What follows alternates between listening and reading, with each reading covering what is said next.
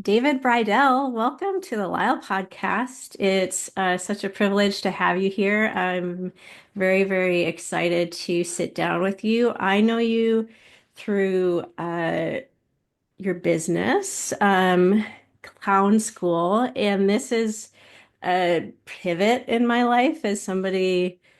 This is not on my academic journey where I thought, Mhm. after grad school and fellowship training and things like that, that I would be in my mid 40s, signing up and paying somebody to teach me about clowning. And for me, I even had to learn that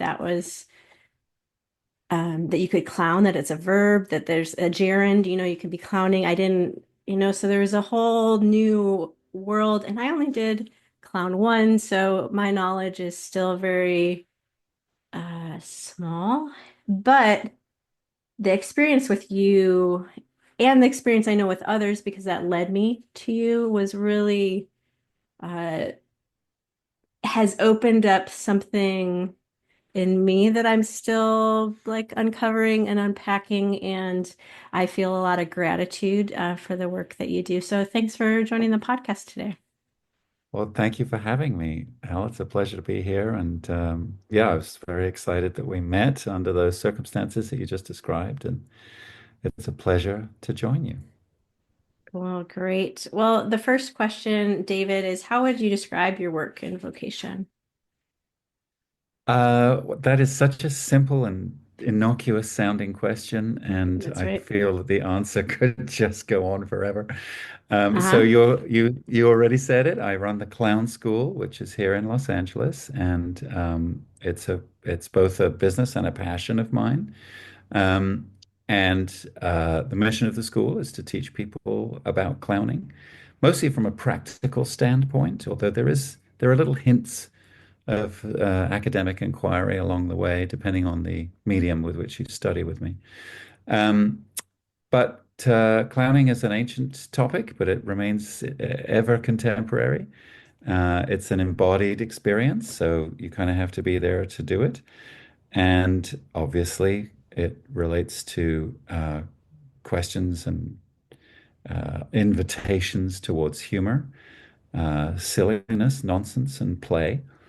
But it's also a very deep and wide open subject that asks questions about how we live our lives and what changes we might want to consider making if we wish to expand in new directions. And I've uh, today and for the last several years, I have uh, I have lobbied for the practice of clowning to be available to all, not just to performers or circus Mhm. artists or even comedians or actors, but rather a kind of an open church that welcomes people from all corners and wearing all stripes. That's important to me because I think it's a personal journey as well as a artistic practice at one and the same time.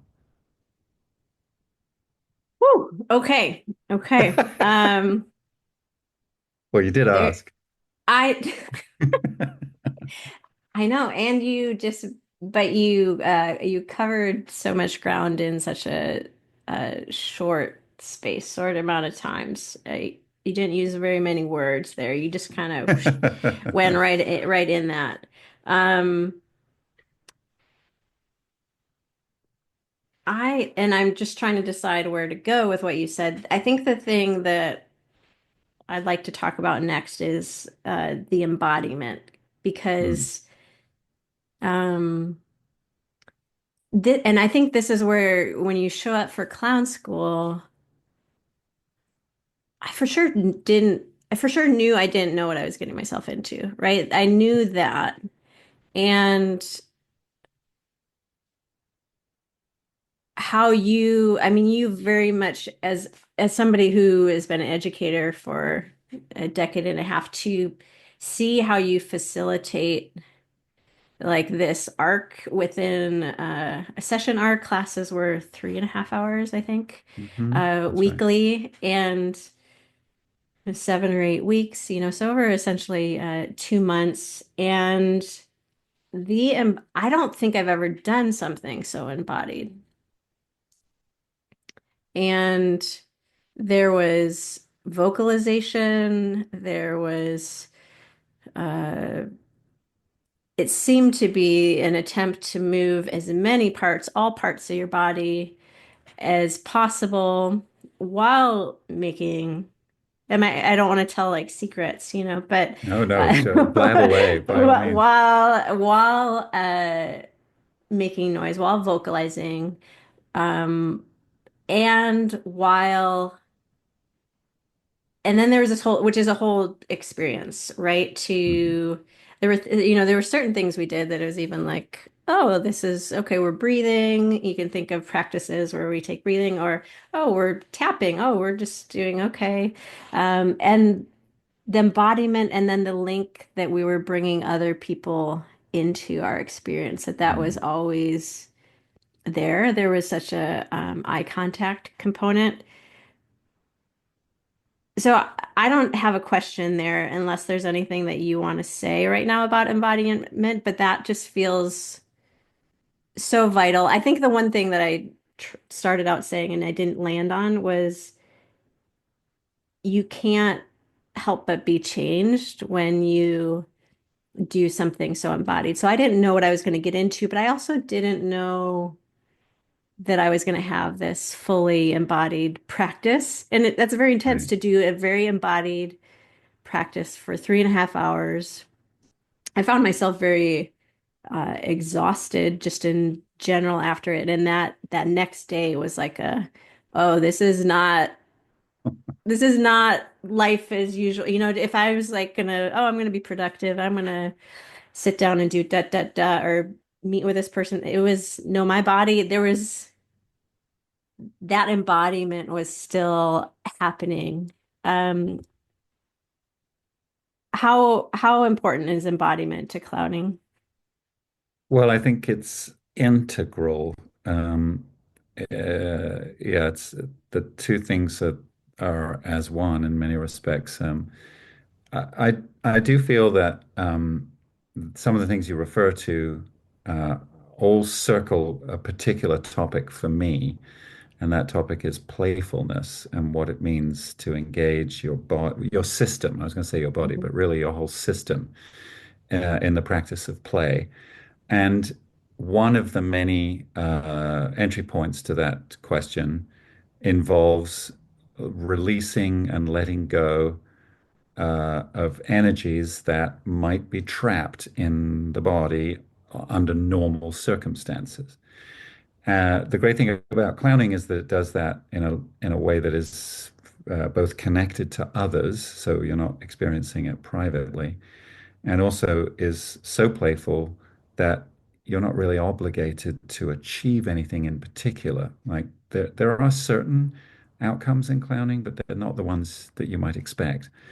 So, therefore, the release and the surrender to embodied practice may not feel as strict as you might encounter in other kinds of embodied practices, but the system is getting a really good, kind of clean out, and therefore, I think Mhm. what you suggested about what happens the next day is It's very like valid. Um, but I do think, among other things, I feel that clowning is a pathway to vitality. And when you do get fully in touch with vitality, that has to be a physical experience. It's not intellectual or cerebral in any way. And so the body has to be completely engaged. Although I should say, and I hope this was part of your experience too, that you don't need any particular skills in order to practice this version of embodiment. Mhm. You do not need to be an athlete. You do not need to be a dancer. You do not need Mm. to be a mindful practitioner. You do not need to be any of the above. You do need commitment and you do need courage, but those are a different kind of human Mhm. qualities. So, yeah, embodiment is everything, and it's a joy, and it leaves you feeling different. Amen to that. How did you get into clowning? Like, what would you like to share about that backstory of your path to Sure. this? Yeah. Yeah, I left college and went to a festival with some peers of mine in France. I was at college in the United Kingdom. And there we encountered a kind of a form of theater on our little island we hadn't really spent a lot of time engaging with. The general title for this theatrical sort of lineage that we entered into was physical theater, although that term is suitably criticized by some. But I guess to go back to our previous phrase, we could call it embodied theater rather than intellectual theater. Um, and consequently, as a result of kind of dipping my toes in the stream, I ended up through a series of recommendations in the classroom of a teacher who then and now is regarded as probably one of the greatest authorities on clowning. His name is Philippe Gaulier. He's a Frenchman who has, I think, around about this point, reached the end of his career, actually. He's quite senior in age. But he ran a very, very influential clowning school for a solid 35 years. And so I happened to enter into and pass through that school. Um, and it was very, very influential to me. I found myself both fascinated by him as a teacher and his teaching style, which is quite provocative and has been criticized by many, I think, for good reason. But also the material, the content of the class, which was to enter into clowning, not so much from the perspective of circus clowning, which was my only reference point at the time, but rather from the perspective of its value as a kind of uh, a practice that contained philosophical elements, theatrical elements, performative elements, and also just plain human challenges. And from that, I grew a fascination that has never left me, and eventually, prompted me to found the clown school in Los Angeles many years later. So Philippe is still regarded by some as the sort of eminence grise of clowning and the great maestro, and also regarded by some as a unnecessarily provocative and old-fashioned pedagogue, and everything in between. But he's certainly been a huge figure in this world, and yeah, I was lucky to spend some time in his studio. So you were a theater student preceding, and then this Correct. became more of a, oh, this is my direction, my subset, my. Yeah, that's right. It's a kind of a pathway. Although I maintained a healthy presence in what you might describe as more mainstream theater, I continue to do that kind of work. Mhm, Um, but clowning as a subset became a really genuine passion point and has only become more of a passion point as time has passed and the school has been founded and grown. And as my own way of walking through life has kind of engaged me in a lot of questions around this exact subject. And I found that clowning is a gift that keeps on giving, mhm, and I never feel like I've reached the end of the road. So mhm. Well, I like, I have so many questions that I'm like, well, I just want to just ask you about my experience in clown school, all like the questions that I had, because it was so much of uh, it was like show up and give your all. Um, of course, I, paid for this experience and was giving this time and rearranging my schedule and all these things. And, um, but there was such an offering in it and there was such a frustration and mhm. and a growth within it. And, Tell me about the um, frustration part. What are you referring to when you use that word? yeah, well, I wonder, I don't know how much you remember participants, and their, Yes, sure. Yeah. yeah, if you can picture me. Um, I think that I think I witnessed everybody get frustrated. So I know this wasn't like Yes, an that's perfectly insular normal. insular experience to me. But I would say part of like the struggle that emerged for me, and it wouldn't have been surprising, that if you said, "Oh, you're going to struggle with this," I'd probably be like, "Oh, yeah, yep." Mm, But what mm, emerged for me, it was a frustration of really like wanting to do it right.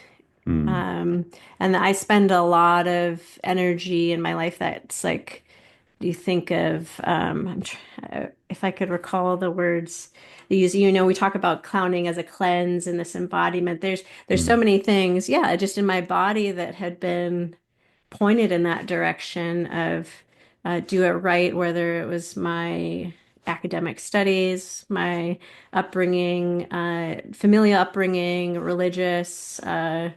mm, I think there's even that just being a woman in society, that there's expectations that aren't, uh, there's different expectations put on men, but I think there's more mm, freedoms that men experience. So I think that was a big frustration for me. And then the part of how because yeah, it was very interesting to watch you just as I was a participant, but I'm an observer and also just like, mm, aware of how you're facilitating and gleaning things from that. And there was just we never stayed in one place, right? So there mm, was patterns, and so that gave us certain level of comfort that started to give us room to move into literally, I'm moving my arms mm, right now. If somebody's not watching on mm. YouTube, that's what I'm doing. Naturally, that was, I'm like thinking about what we did. So naturally, that as you knew a little bit more, there was enough of like, what metaphor would I want to use? I don't want to use something that was restraining because it doesn't feel right, but I let out my leash probably a little bit. Like there's probably like that as we get enough of a structure, familiarity, like you had a week over week, there was kind of the rhythm of the welcome Mm, and this is what we're doing and well, it was so embodied that you actually speak very little, which was very mm, interesting in terms of you just modeled a lot of things and mhm. everybody just shows up and is kind of doing it and we're just like, okay, I think this is what we're doing and we're doing it. And then as soon as you start and then that repeats a little bit, but then things change the guidance that's provided to us and kind of like our goals kind of change and that would lead into frustration. So there would be like there was always a leveling up Mhm. of what we were doing. And as soon as you got to a place where you're like, okay, I think, yes, I've got it, then, Mhm. and you're probably, I would imagine too, that you're just reading the room and depending, that you have like a template of how things go, but you probably, I am imagining, are adapting to, because I saw you interact with each individual person differently and myself included. But yeah, the frustration was a lot of just trying to do it right.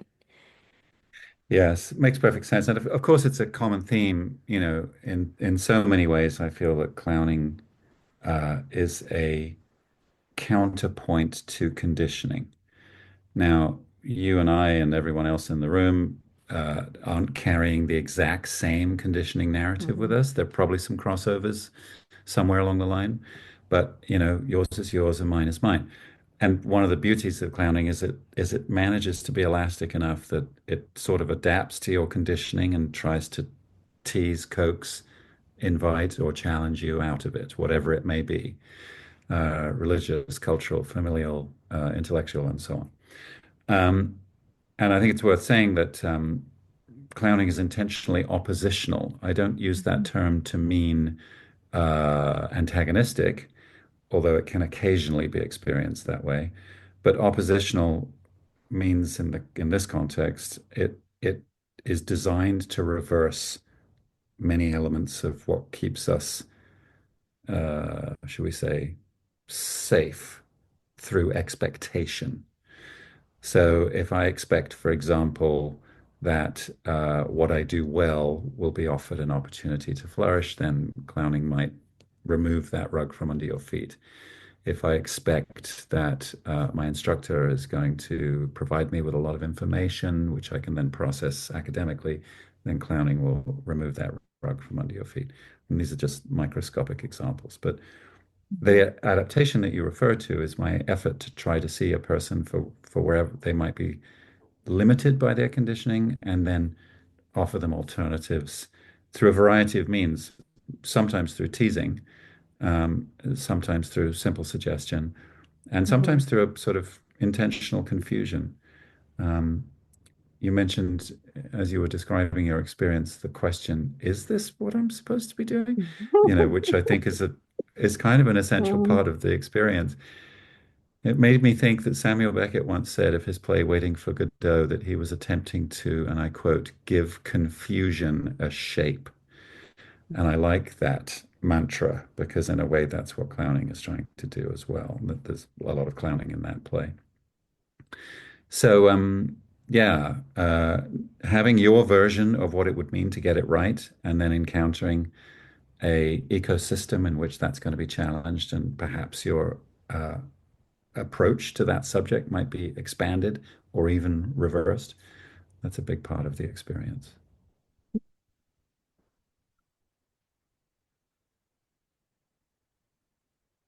Part of what, and I think, well,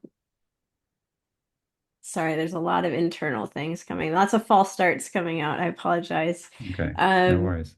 I'm curious about many things, but what's the one thing I'm going to land on? I'm uh, something that felt different about you. Yeah, maybe something I haven't really encountered before is definitely not in like a facilitating environment, but maybe just like universally globally. Obviously it was we had a setup, I was a Yeah. participant, it was um, you seemed very unbothered. Do you know what I mean when I say that, or do you want me I to say think more? so. Okay, yeah. No, Well, I let's think I let's go with that. Yeah. understand. When you say has is that you or is that a growth process because of clowning? It's a little of both, I think. And I feel that it's only fair and appropriate to begin my response to that observation by saying yes, and there are certainly times Yeah. when I get bothered. I may not reveal it very much. I've always been a diplomat in that respect. But certainly times where I get bothered. And actually, I think that my own practice as a teacher or an instructor, facilitator, hits various road bumps along the way. That would be natural. And there are times when the approach, behavior, or even the values that a student brings into our relationship uh, provoke me in ways that, I don't always know how to handle. So what you witnessed is true, and at the same time is not the whole story. So it's just helpful, I think, to say that up front. But yes, to your question, part of it's innate, just temperamental, and familial. For me, it's just a kind of a condition of equanimity, at least in professional context. And then part of it is indeed an element of the practice itself, because I do my best to give people, notwithstanding all the provocations that I might come up with in any given session, trying to do my best to give people enough space to conduct their own experiments, not only the experiments that I might think are necessary for them. And that involves saying a little bit less and Mhm. trying to reserve any tendency I might have towards sort of heavy judgment, just in case there's something that a person has to learn by doing whatever comes up for them. I Mhm. can try and contextualize it and give it a name and help them to move forward from there. But I think if I was agitated, more frequently, then it would be an indication of my desire to control things. Hmm. And while that does come up for me, Hmm. um, I do my best to keep it at bay, you know, Yeah. imperfectly. Yeah. I mean, I think what I observed in the dynamic of the I'm gonna say classroom, just because that's what's accessible to me. The Mm. in that classroom setting was it was like it was controlled chaos, but it never felt in your un in labeling it unbothered, it was yeah, you were very in control of what was happening, and I've never witnessed somebody bring like chaos into such a redirect with an unbothered presence, right? With like, it was never like, okay, we're done, and now next. It was just, um,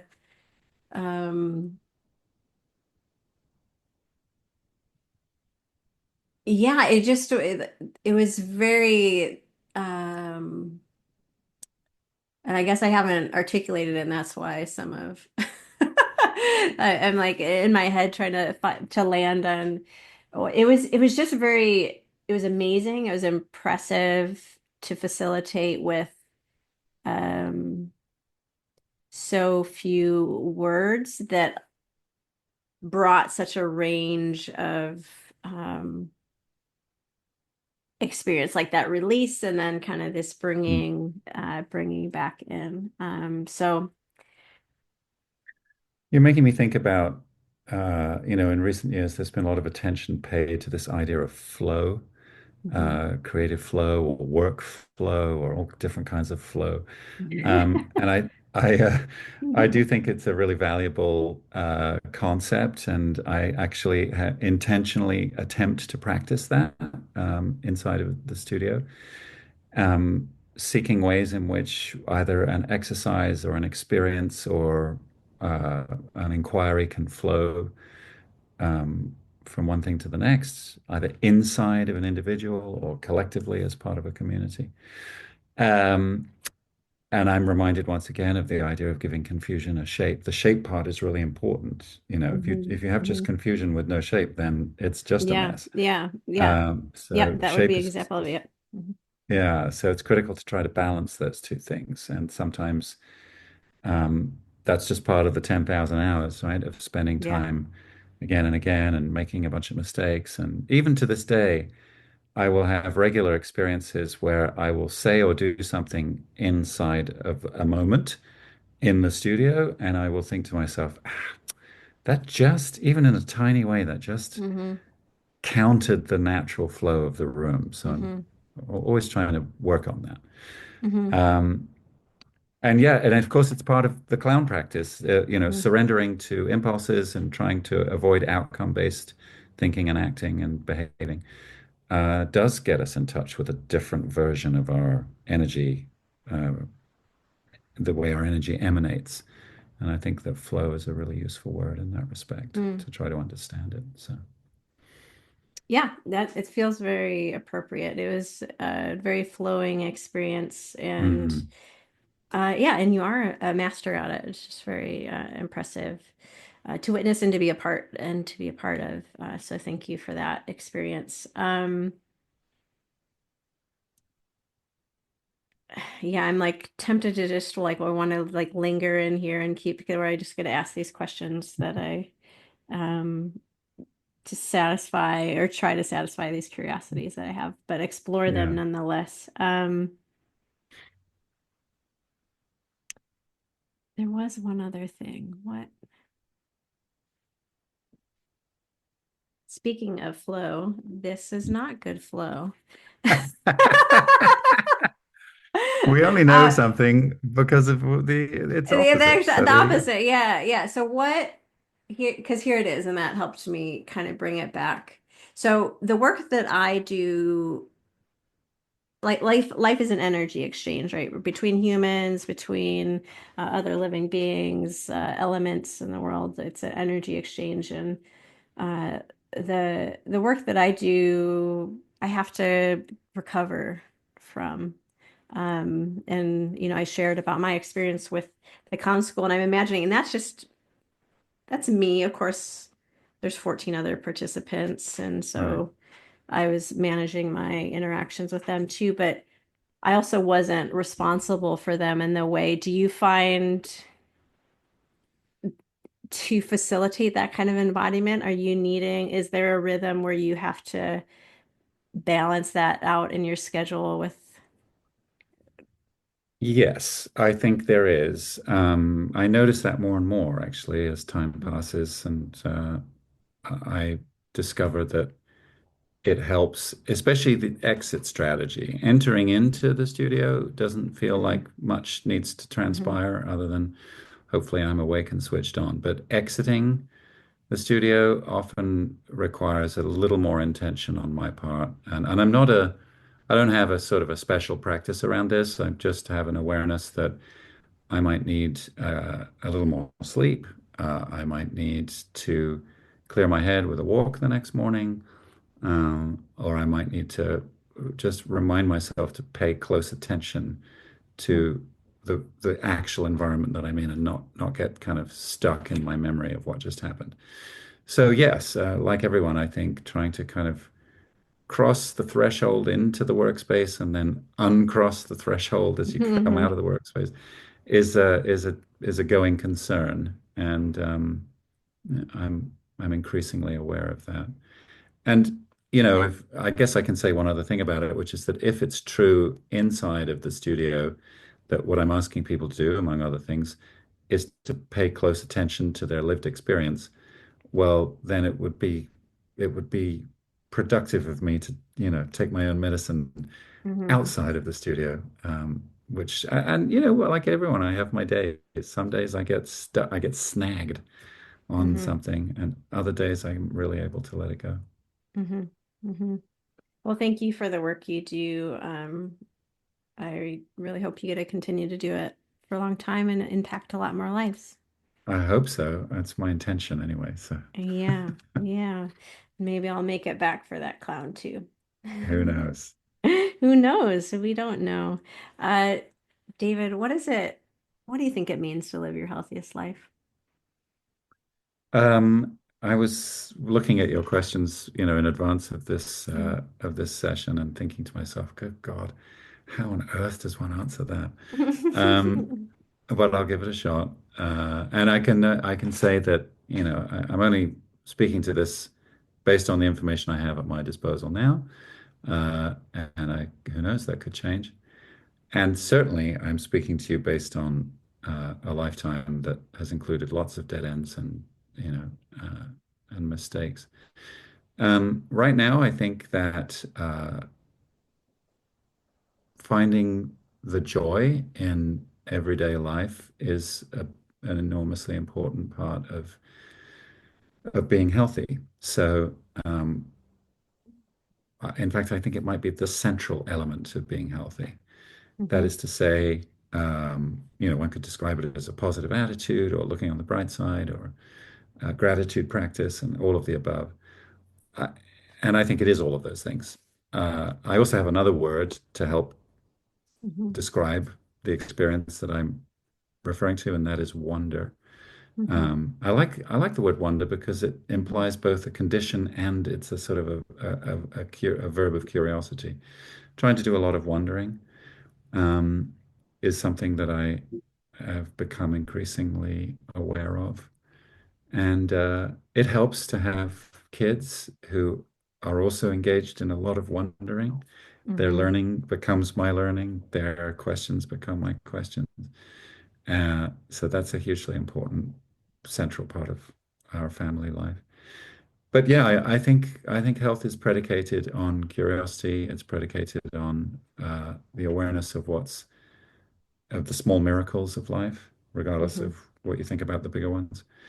And doing my best to keep it real when it comes to what's actually happening. There's no spiritual bypasses here, but nevertheless, keeping the focus on, I was going to say productivity. That's not quite the right word. The the journey towards appreciation is a better way of saying it. Mm. Hmm. Hmm. Oh, yeah, that, so finding joy, wonder, curiosity, miracles. Those are some great words right there. Um, I thought you were going to say those are some big words right there. those are big ones. That is that what you want me to say? Well, we'll just No, I don't rewind know. and edit it. Those are wow. How do you spell those? I wonder. Well, all those words have a special place in my life. Joy, miracle, curiosity, wonder. Wonder, yeah, makes me think of awe. Like Hmm. there's to me a component of slowing down required in order to have wonder. Um, I think about, and I don't know, am I how wondering do I get? But I'm using an example of like commuting to work, Hmm. or it doesn't have to be work, but it could be an errand. It could be Hmm. if I drive there, it's a very different experience than if I bike there, which is a Hmm. different experience than if I skateboard there. It's a different experience than if I walk there, and different experience than if I walk with the dog. So I gave way more examples than I thought I was going to start out with. I was just going to use the biking one, but because when I bike, I feel so much more connected to my neighborhood, to the people I'm looking for eye contact when I'm on the Yeah. bike, partly for safety. Yeah, You sure. know, That's like right. are these people seeing me? But there's so much more of an invitation for a connection.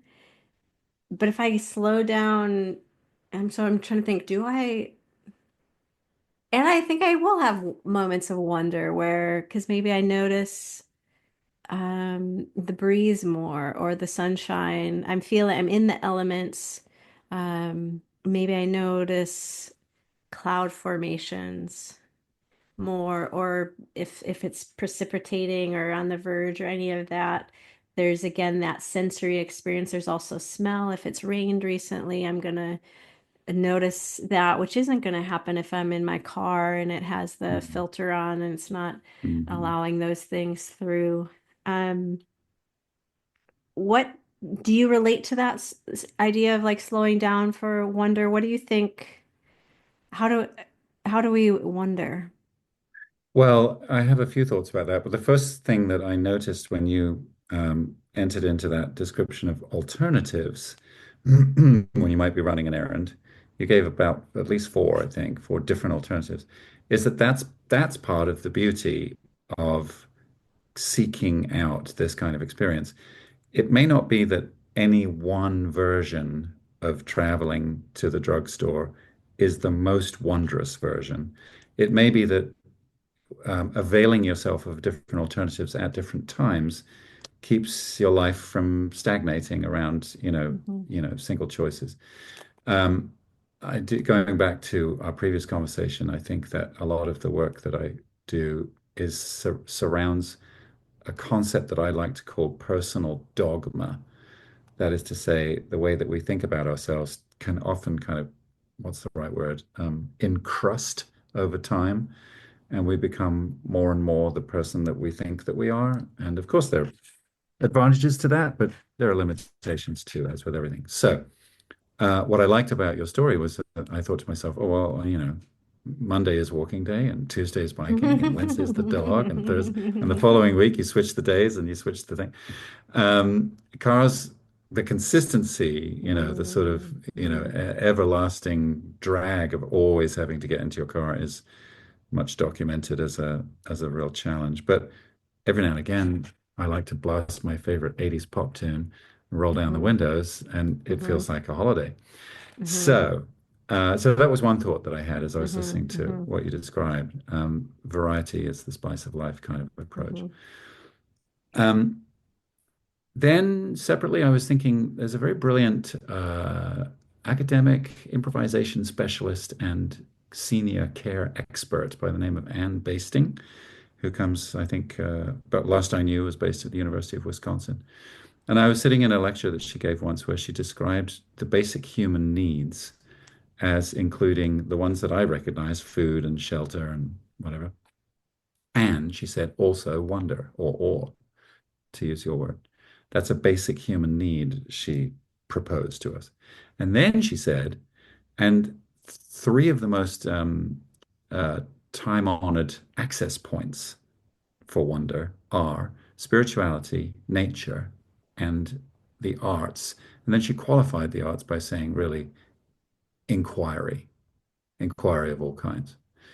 Um, so I like going for those kinds of walks or taking those kinds of bike rides because of proximity to nature. And in fact, you happen to describe the feeling of, the smell and the texture of what happens after it rains. Being in touch with that is so essential. Somehow, even if it's on a microscopic level, just noticing flowers is a big deal in my life. My Hmm. dad used to be an avid gardener. And he was a wonderful gardener. And wherever we lived, he would always build the most beautiful garden. He'd spend hours out there. And I could not have found it to be more boring as a child. I was just excruciatingly bored by gardens and the whole idea. And now that I'm in my mid 50s, I feel like that the circle has completed Hmm. because I Hmm. just love gardens. And I love horticulture and I love flowers. I'm no good at, I don't have a skill like he did, but I have an appreciation now. So nature is one. Spirituality obviously is a big personal question for everybody. And yes, artistic practice or simply inquiry. For example, I've noticed in recent years that my daughter's predilection for cooking has really sort of helped to open up my own interests, which were lying there somewhat dormant. And that's become a great area of satisfaction because, like so many of these other things we're talking about, you can get very present when you're making a meal. Hmm. So I I think it's, how to keep your relationship with the everyday um, in a condition of creative aliveness. That's health to me. Um, and I should certainly exercise more, and I should certainly visit the doctor more often, and et cetera. I think I'm a pretty regular person when it comes to the official definition of health. Yeah. Uh, but at the local level, I'm just trying to get excited by what's in front of me. Hmm. Hmm. Um, I love that. I'm gonna have to go back and re-listen to you said keep relationship with something something and then the creative aliveness. That Yeah. um I really appreciate your poetic use of words and your uh I don't know if it is a searching, but it like a finding, a gathering of words that um invite newness of Mm. I think for the receiver, for Hmm. me to hear that it's like, okay, we're talking about the same thing and we're using different language. Um, Mm. I like that too. the creative aliveness. Yeah. Well, I mean, I feel like to say any more might just take away from what you've what you shared, they would just put like my fingerprint all over it. But I do relate to the gardening thing, although I can get really some of my wiring is to help me navigate the world. I think I believe very strongly in my experience, and then I will frequently universalize it. And Oh, sure. and I not quite aware when I should release that and when I should because sometimes it's something that's a capacity that I have that's good, and I think, oh, everybody can do this, and then Right. it's only been in time that I've realized, oh no, that's kind of like a gift or a superpower. So if you expect other people to have that, but so that relates to the gardening in that because I enjoy it now, I feel like that's kind of my experience because I don't have a very marked like, oh, I hated it as a kid, and Mhm. now Oh, yeah. I love it arc. I'm just like these flowers are amazing. And my entry point in that really made me wonder, and I was writing about it even this morning, was is just flowers. Like when I'm up in the trail system in the Angeles Forest, and I like to just spend a lot of time in there, and I'll uh, trail run, which at times is kind of looks a lot like walking up a hill. Mm, sure. It gets like steep enough, but I'll find just flowers that are, and I have to document them because they're so amazing. So I stop and I get my phone out and I'm photographing it, and then there's no scale for it. And part of the wonder is like that this particular group of flower, the individual bloom is um, Wow. Oh, smaller than my yes. fingernail. Yeah. And it just really like, and here it is, and the fact that it's just there, it's like how many blooms have gone by and nobody's ever seen it, or, has Mm. a bee even met them all? Like, it just really puts me in a place of, yeah, just wonder to Yeah. see. And all I can say is, tiny white flower, tiny purple, I might not Right. know. Right. But then over time, I try to learn their, like, at least the names that we've given them. Hmm. So I relate to that, at least middle age interest in plants. And I'm like, and So true. this is one of my newest ones. I rescued Oh, it. hello. It got scorched in the heat, and they had it Oh, sure. half price. So sorry again for the podcast. And if you're not watching on YouTube, I'm pointing at and I bought it not even knowing what it was. Do you recognize it? No, I Maybe I'll don't. I put this can't because see it's it. a bird of paradise. Oh, But I it didn't is? know because obviously with the flower we would know, but I never paid enough attention to the um. And so whenever I can, I'm like trying to bring the outside inside to be as close to it as I can. So Yeah. I don't even know. I just can't get enough plants, and I wish I was better at taking care of them. Some look like I'm amazing, but we've just hit the right, it's by the right window, and it meshes well with the amount of watering that I give it, but I'm not particularly adaptive to if things start to go south. Maybe you said you're not too good at it. Maybe you can relate to that. Oh, certainly. Yeah. My wife has the green thumb, but not me. Just speaking of birds of paradise, we were walking, my family and I were walking, I think it was only yesterday, recently. And there were some giant, what looked to me like palm trees, that just kind of attracted our attention. Actually, we were speaking about how an insurance company would probably insist that those particular trees would be, stripped or removed because they were hanging right over a house. And then at a certain point, we realized, wait a minute, those are birds of paradise. They were absolutely gigantic. And in fact, I came away thinking they look more like dinosaurs than Yeah, I was trees gonna because say you, that's a prehistoric. yeah, genuinely prehistoric and really quite startling. So that was a moment of wonder right there. Yeah, Just yeah, bearing yeah. witness to that was incredible. And you're like, and they better get that insurance company out there. That's right, exactly. Um, what are you currently learning about living your healthiest life? Well, I think much of what we've talked about is current in a Yeah. way. And Yep. one other thing is coming up for me, which is, um, you know, none of us are free from the burden of difficult moments, difficult thoughts, difficult processing. And a huge shift has occurred for me in recent years regarding where to put that stuff. So, and how to try to navigate it in ways that are healthy because, it's all well and good to talk about the kind of the beautiful side of healthiness, but we're not perfect and we're going to encounter uh, challenges. So, to just try to capture it in the simplest way possible and without being too ultra specific, having a community of from 1 to 100, it doesn't really matter on the number, where it's possible to do the difficult processing, to work out, talk out, hypothesize over the challenging moments in life before actually engaging in actions that would be responses or possibly reactions to those difficult moments.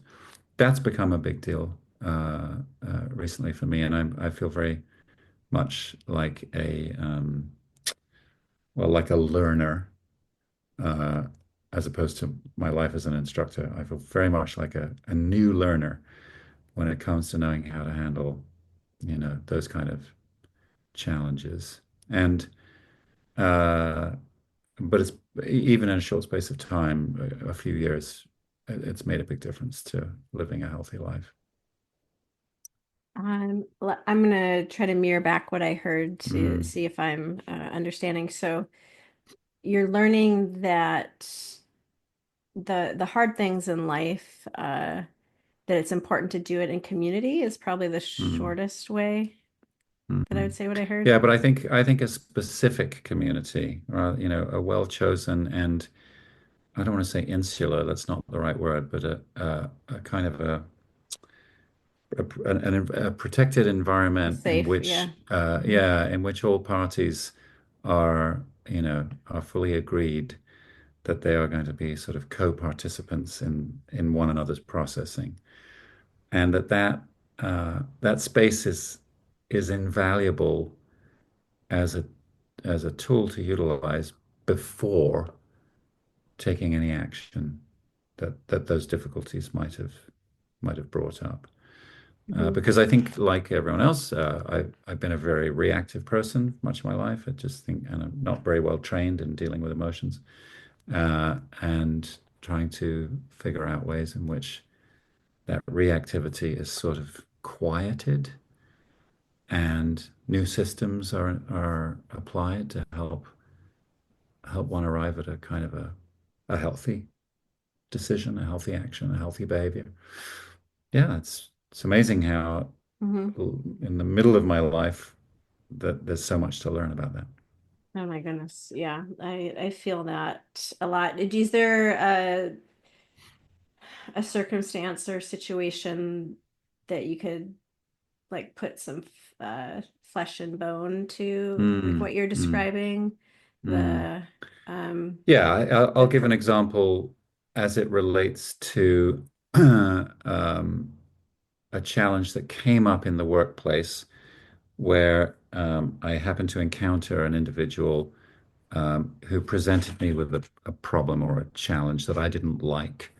Um, and in the past, I always imagined that I was the most reasonable person on the planet.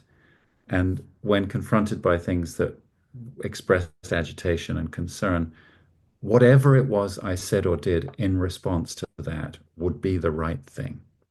That was just the way I thought that I operated in the world. And then through a painful series of lessons, I learned that I was completely misguided in that assumption. In fact, deluded would be a more accurate word. And therefore, uh, the example that you're looking for, somebody expressed their agitation around something that was going on in the workplace.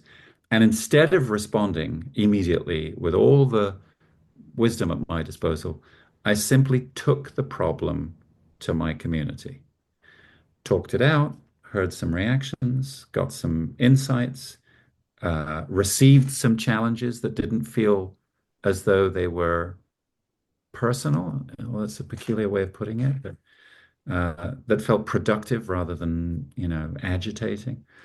Was able to mull the whole situation over, and then on the other side of that, return to the source and offer up a response which by the time I got to that response was far more, um, what should we say, helpful than it would have been if I had immediately done it all by myself. So that's what I'm learning at this point in my Mm-hmm. life is Mm-hmm. okay, something comes up, what people refer to as a red flag. Uh, let's take it. Let's take it somewhere. Let's give it some time. Don't feel like you have to reply immediately, whether it's an email or in dialogue. Learn the skill of saying, I'll get back to you about that. Mm-hmm. And actually being at peace with not knowing where it's going to go and how I should be and behave and what I should think. Because if you are anything like me, those red flags immediately cause a firing up of responses. Like, oh, well, I could say this, and this, and that would solve the problem immediately, and I would also be right. And Mm-hmm. yeah, as I mentioned, usually I'm not right. I'm typically wrong about all of that stuff. So that community is an invaluable part of the whole, life processing that comes up in Mm-hmm. challenging moments. Mm-hmm. Mm-hmm. Thank you for sharing that. That um I I'm trying to relate that to myself, and that feels like it feels a bit like a moving target, I would Mm, say. Because sometimes those communities are stable in our life, like to go to, and mm, at other times,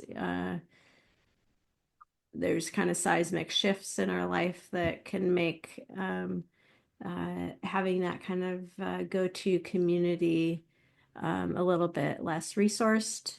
So I'm feeling a little bit of that, and I'm feeling a bit of yeah. the what you're what you're saying, what I'm hearing you say anyway. Sorry, what I'm hearing you say is that uh, our community is a resource, and we have to uh, we have options in terms of how we interact with them, and to uh, we might neglect them. And maybe does this relate? We might let me finish this, and I'll try to jump Mm, to a next thought. Uh, that if we neglect like the opportunity that our community presents, or opportunities that we're not living life as who what's the adjective I'm going to use as mm, or adverb, as fully or as kind of capably as we mm. could, healthily, I guess. If Yeah, I actually like the word capably. I think that's wonderful. I mean, uh, I'm sure we've all had the experience of just going it alone, whether that's Mhm. for 6 months, 6 years, or 60 years. We've learned, we learn through experience that we we rely on ourselves a lot. Mhm. And I think this area is one where I have found that I have grown enormously and Mhm. also accessed a totally different version of humility by understanding that I actually can't and shouldn't go it alone because I'm not very good at it all by myself. Mhm. Or there's definitely some blind spots at the very least, Mhm. to put it minimally. Mhm. Um, yeah. So, and I understand, as you said, that Mhm. whatever that community consists of for you and for me, it's going to be different. Um, it's not necessarily going to stick around forever. You have to put some Mhm. attention towards Mhm. it. Mhm. Um, and I also don't think it's as easy as saying, oh, well, it's just my best friend. I mean, maybe for some, yes, but maybe for Mhm. others, it can be really tricky if you take your Mhm. problems to your best friend because they might get involved. So Mhm. you have to navigate how you can introduce and nurture objectivity in your life because you need it just as much as your friends and enemies need it from you. You need it for yourself. I could tell you a thing or two. I like that. Yeah. I got some things for my enemies. Right. Um, okay, I liked that nurture objectivity. So I did want to link back. This is with a thought that jumped into my head previously about you said you talked about personal dogma earlier. Mm. Is that is what you're describing learning, is that counteracting Mm. personal dogma, or is it something Yeah, different or absolutely. related? No, I think it's the same thing. Exactly. You know, I mean, it's not really possible to be a human being without going through the world thinking, I'm right about this. Hmm. And although there are some topics about which there is definitively a right and a wrong, that is rarely the case when it comes to human interactions, social interactions, familial interactions. Um, but we still can't help but think that we're right. It's apparently it's part of the system. So being able to go to a place where people can healthfully help you to see beyond the thing that you're carrying around in your brain Hmm. is indeed a way to sort of address your own dogma. Hmm. Yeah, and it's very deep and profound what you're saying. Like I've found that a lot of this resides in my body, like this need to be right, but it's only been through like I don't know, layers, clown school, like different things that I know Layers of cloud school. well, to be honest, part of and I told you this when I gave feedback initially. I was like, I don't even know what to Mm. say. I know there's just so much here, and you, of course, unbothered, were just like, it's okay, just And I was like, okay. But some of what's Mm. evolved since I think, we can what metaphor do we want to use? A key was turned to a Right. We box peeled a the box onion. that we had and look at, yeah, is it an Right. onion peeling? What's our metaphor? But there's like a depth of and there's many factors in life. I'm leaning into life and growing and things like that. Mm. But I would say in the last even just 3 months is the sense of being able to name emotions in my body, Mm. and describe them. So, because an emotion is a like a mental determine the language we have for them. If we say anger or Mm. fear, or that's a label that we've given to actually that something that is just in our body. And Right. I don't have anything handy, but I've started to chart things out. And I don't know if this is universal or if this is just my experience of it, but like I can say, and I think one of the things was the need to be right. And that's like, oh, you feel it by this rib, or oh, I feel it by this shoulder blade, or I feel Oh, that's amazing. Huh. yeah, and fear, like, oh, fear is this, and then it's cold, like my whole body goes like cold, and Right. shame is like this rounding in. I feel Mm. like that's the force that's happening. So that's what's happening for me is really like this unpacking. And there's a different, so the deepness I'm trying to say is because there's the cerebral understanding of how rigidity of thinking can limit you from uh, experiences in the world because it's not allowing for the dynamic interchange that wants to happen, right? Mm. Which I mean, the pin in that is just like kind of like physics, like quantum physics, and how we relate is that's Absolutely. kind of what's in my head of like that's wanting to happen. And so for us to be rigid is to be unnatural. Mm. And like that need to be right is is so I feel it once I feel thank you for saying that, and I feel less alone, that you're saying like, oh, this need to be right, and don't we all feel that way, and this call to nurture objectivity and community. Mm. If somebody wanted to um if they were just like, I don't know that I have that community. And of course, this is all just your frame of reference, so we don't need to like Yeah, yeah, really yeah. hedge it too much. But just like, what do you think are steps for somebody that, for whatever reason, doesn't have that right now? Mm, and might be able to bridge them towards that because you did take time to say, um, this isn't just people, this isn't just community, this isn't just, right. but if we're trying to find, and again, you use different language than me, my brain wants to say safe.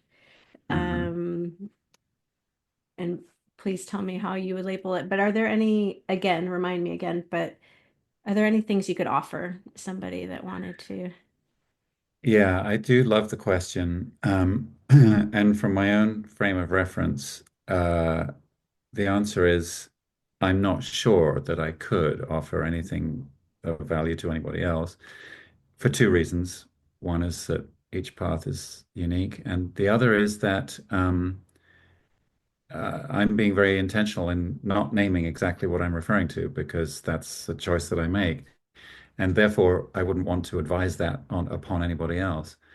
I do want to recognize, however, that for some, a therapeutic space would be just exactly what I've been describing, Mm, right? So, okay, a problem materializes, mhm, develop the skill to take that problem, process it elsewhere, and finally return.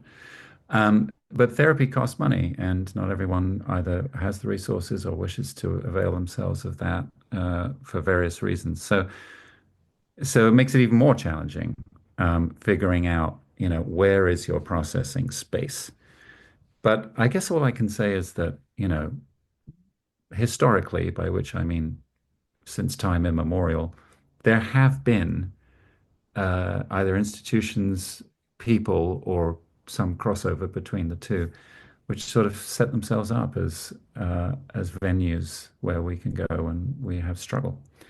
I think one of the challenges of contemporary living, especially in urban environments and especially in, a first world country, is that we aren't integrally connected to those spaces anymore, not necessarily.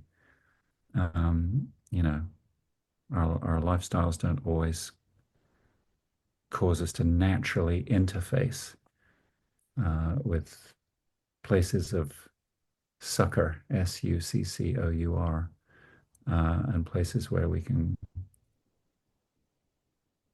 mm, examine our struggles. So don't have an answer, but I do have a mhm. question, and maybe that's enough. Yeah, yeah. Thank you. Sidebar, I just wanted to mention something that, or respond to something that you said just a few minutes ago. Al, you talked about how lately you've been looking at how to uh, bear witness to emotions in your body.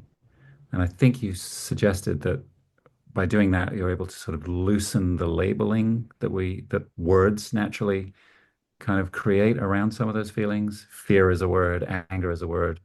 They all have their own connotations, right? But if you're able to just set that aside and say, oh, my body is cold, or oh, I'm feeling a caving in, or Hmm. those examples that you gave, I just thought back to that phrase that we came upon earlier in our conversation, which was creative aliveness. Mm. I I would say from my chair that that when you do that, that when you examine and bear witness to yourself without the labeling or around the side of the labeling, and you take inventory of your body, then you're actually involved in a sort of a creatively alive practice Hmm. because it brings, I don't know if objectivity is too strong a word. I mean, feelings are feelings and they're powerful and strong, but it brings a kind of a strange poetry to the event of feeling things when you, at least in your report, I hear it that way, Hmm. um, which is different from just saying today I'm angry, that Yeah. which is valid, but Hmm. today I feel hot in my chest and I have Hmm. tension in my upper forearms. Is just kind of an amazing way of examining your experience. Hmm. Yeah, yeah. Thank you for saying that. To me, it's a whole different language. Mm. And so and it's much more nuanced, yeah, than Yeah, there than you the go. labels It's we give it. exactly, It's so exactly. it offers a lot more information Hmm. than, but the but it but I don't feel any problem with the label, No, but it feels like a deepening. It's more true to feel what's in my body than to stop. And they're related, and I land on the emotion before I can realize what my body's feeling. And it feels kind of like a mapping, like I'm saying, like, oh, mm-hmm, when this mm-hmm, happens. So it does really feel like it breeds curiosity. So the experience feels like it feels like I leveled up, like, oh, or but if I'm saying like head, it was like in my head, but now I'm in my right, heart right. or in my body that I can. And you did use the word, I think, objective, and you were kind of Mm. not clear whether you wanted to use that word, but it is information. So Mm. so there is an objectivity. There's kind of strangely, by paying attention, it allows me to be more um like non practice non-attachment, I guess, like they'd Yeah, yeah, say, yeah. like That's right. in Buddhism, that I can just say, oh, well, this is just happening, and it just is. Mm-hmm. And I don't have to worry so much. Yeah, like you're saying, I don't have to worry so much about, yeah, and maybe I'm just saying the same thing that you were now, of like, I don't have to worry about those things, but it's crazy because I'm in my mid 40s, and to there's a push in my brain of like, whoa, I didn't even know that there's this level of experiencing human life that now Right. I'm accessing. And it feels like there's one thing you said where you're like, and I'm going to go through the day like this, or you said something like that. Oh, I'm angry today. And I think that happens, but I Mm. think a lot of times my sense, I don't know, I'm very new to this, Mhm. it seems like if I just notice it and get the information, it's actually going to move through me, and it's not going to Mhm.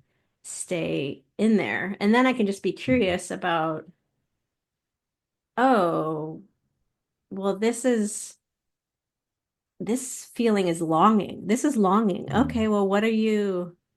Oh, I'm feeling that. Oh, what what are you longing for? Um, Mhm.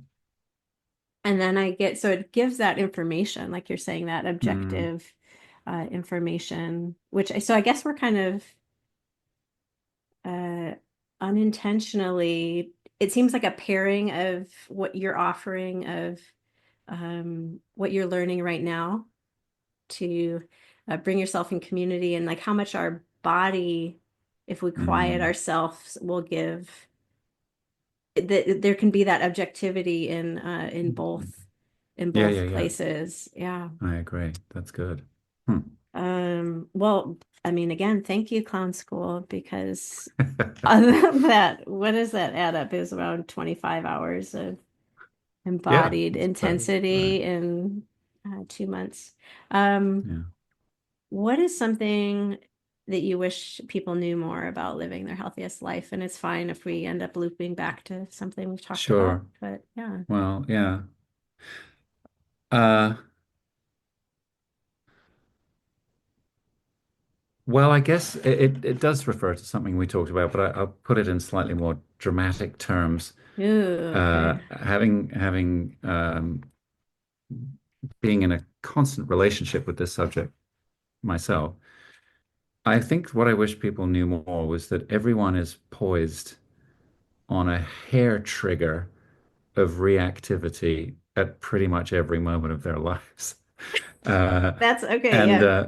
I'm trying to write it down. Yeah.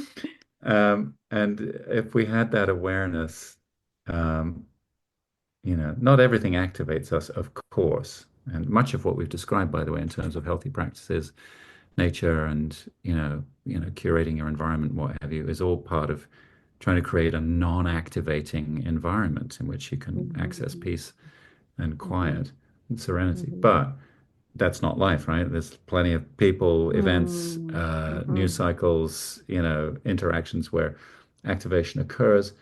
Um, and just knowing that when that moment comes up, you cannot help as a human being but be on the verge of reacting from a biased place.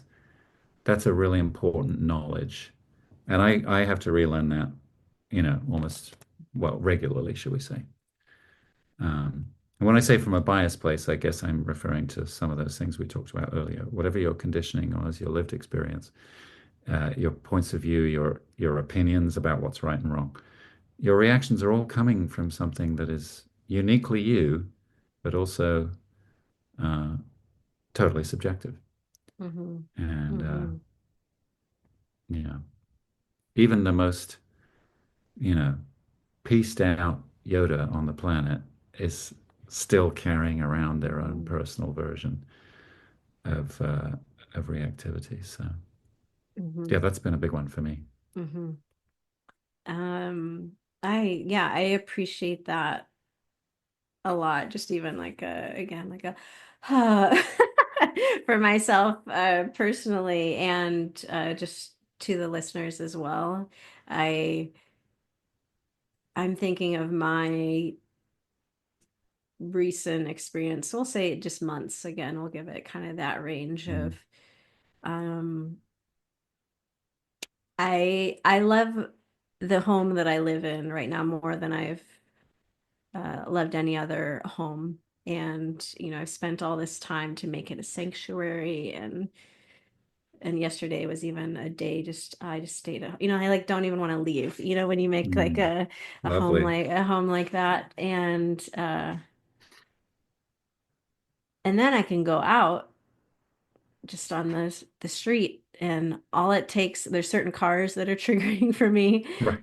There are there's certain things that are happening, all the crises, right? But there's certain things that it's so funny. So I'll back up again. So I'm at home and I'm just like, I've been thinking a lot about othering for a few years, at least that terminology of uh, that bias that we have to not love one another and not put other people's interests ahead, or casting blame on people or bullying or hate, whatever.